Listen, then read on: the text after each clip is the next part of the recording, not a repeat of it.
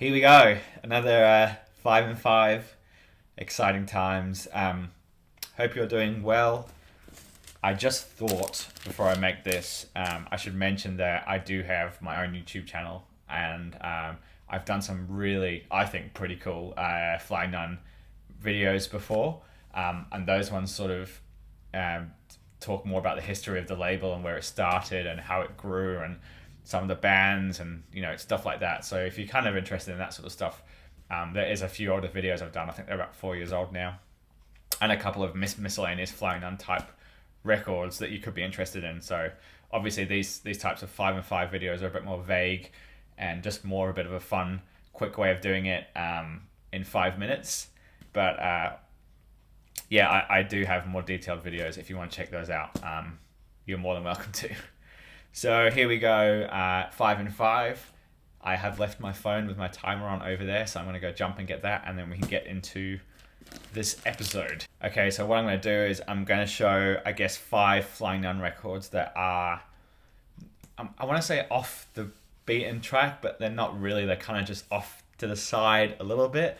Things that I think deserve more attention or don't necessarily have the widespread attention as things like Buddha Builder and Kaleidoscope World, like, the big hitters.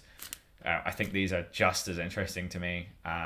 They're not super obscure, but they just sort of sit, I guess a little bit off the track is how I'm gonna say it.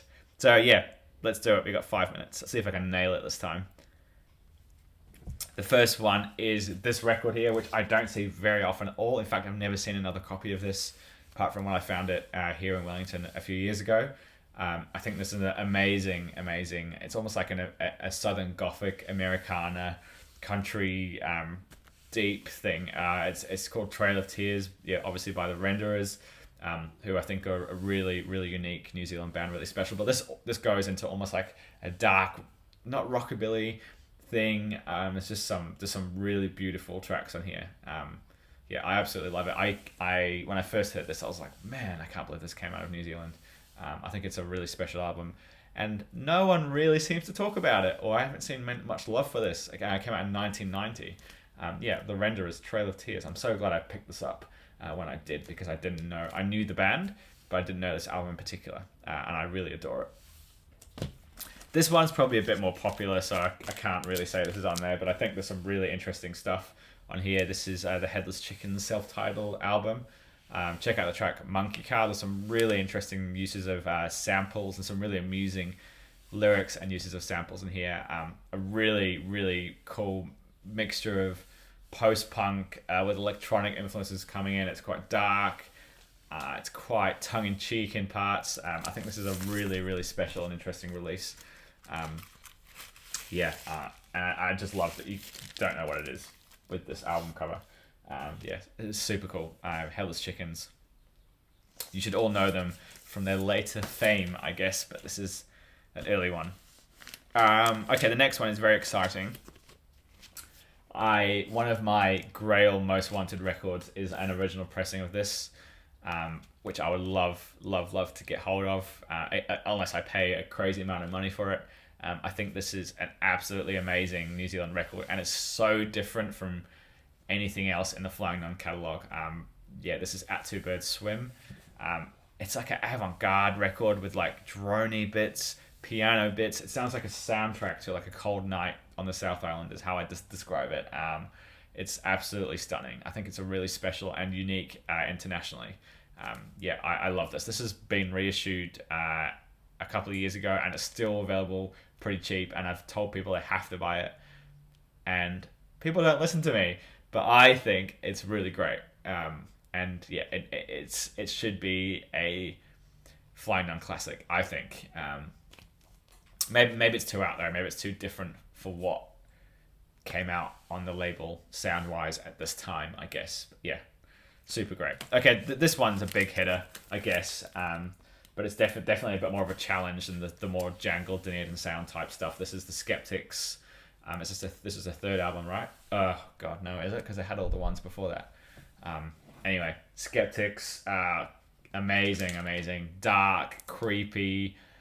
It's not sludgy, but it just has a really unsettling feeling to it, and super powerful. Yeah, I love this. I love all the Skeptic stuff. There's still some stuff I haven't heard, but yeah, wow. AFCO, Agitator, amazing stuff. Yeah, this has obviously got John Halverson on guitar from Bale to Space. Of course, and Brent, obviously. Yeah, super, super great. I love it. Skeptics 3. This came out in 1987, and it was recorded in 87. I'm not sure when it actually came out. And it was also just recorded in Rythe here in Wellington, which is over that way. I'm looking out the window, by the way. That probably makes no sense to you. Super great. Yeah, check out Skeptics. Another one that's probably quite different for the Flying Nun catalogue. This is From Scratch, the brainchild of Phil Dadson. I think this is super amazing, super cool. It's like a minimalist avant-garde record. If you like people like Terry Riley, Steve Reich, stuff like that, this is super special. Very influenced by the sounds of the Pacific Islands. They use these big PVC tubes to make these really interesting hollow sounds. I was really lucky enough to go to an exhibition on From Scratch a couple of years ago here in Wellington, where I got to go see these instruments in real life, and they're really impressive. Yeah, this is something very different for Flying Nun at the time. Yeah, I love it. I would almost put these two together. They're not the same sound-wise, but the angle they're coming from and the stuff they're doing, you could almost pair them together as very interesting things. On the label, maybe you wouldn't suggest it with the sound. There we go. That was pretty good. Thank you again. Bye.